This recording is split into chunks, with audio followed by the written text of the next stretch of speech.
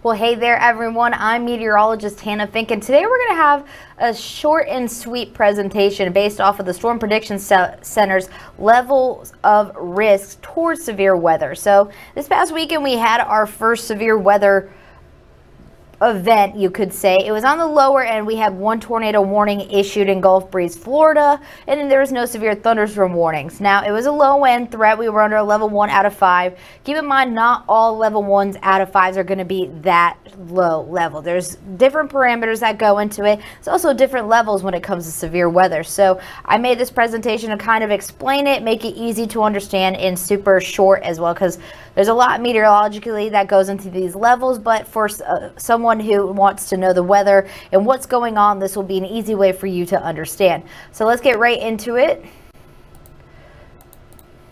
Right here. So understanding the Storm Prediction Center's severe risk categories. So the one thing I want you to know is our severe weather season starts November and lasts through May. Right now, we're slowly getting into it. We're definitely at the beginning of it. We're not officially into it, but we're starting to get there. We're in the end of October. We're nearing November. So now is the time to start thinking about things like this. So first off, what is the Storm Prediction Center? The Storm Prediction Center monitors severe thunderstorms and tornadoes potential across the United States.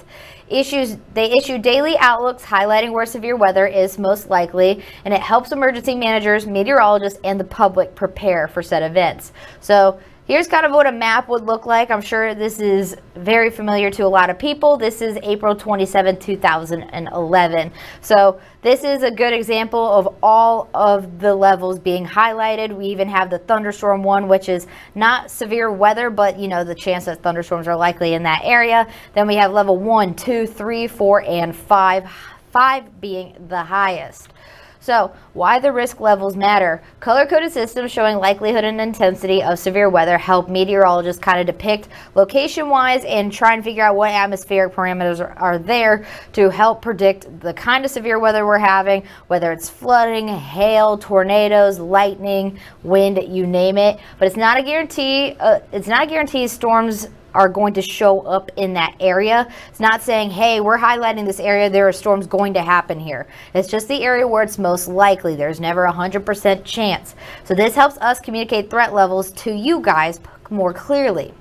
So the first one, level 1, known as a marginal risk. This is the isolated severe storms risk level where they are possible, brief hail, gusty winds, or maybe a brief tornado or two. Most areas stay quiet, but one storm could turn strong, which is kind of what we saw this weekend.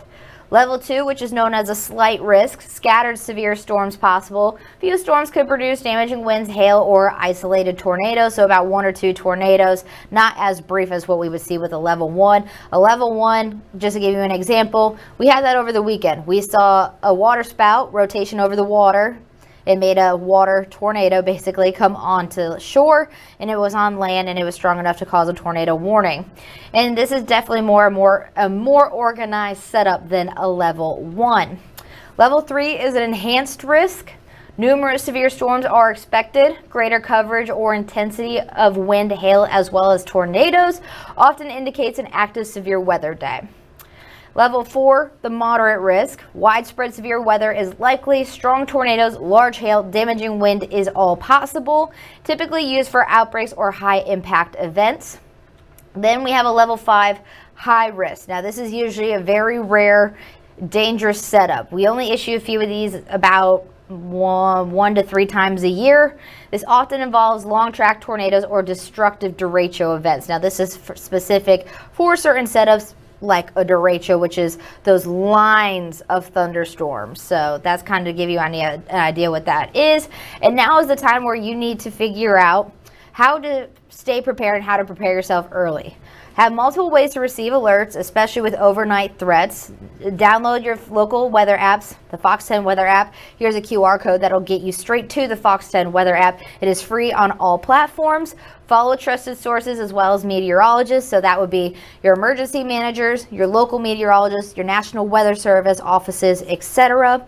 And then review your severe weather safety plan with your family, your household, etc. And another good thing to have is the National Weather Service or NOAA weather radio. Those are good to have as well because they are good backups when the power goes out. They are powered by an outlet and also battery powered as well.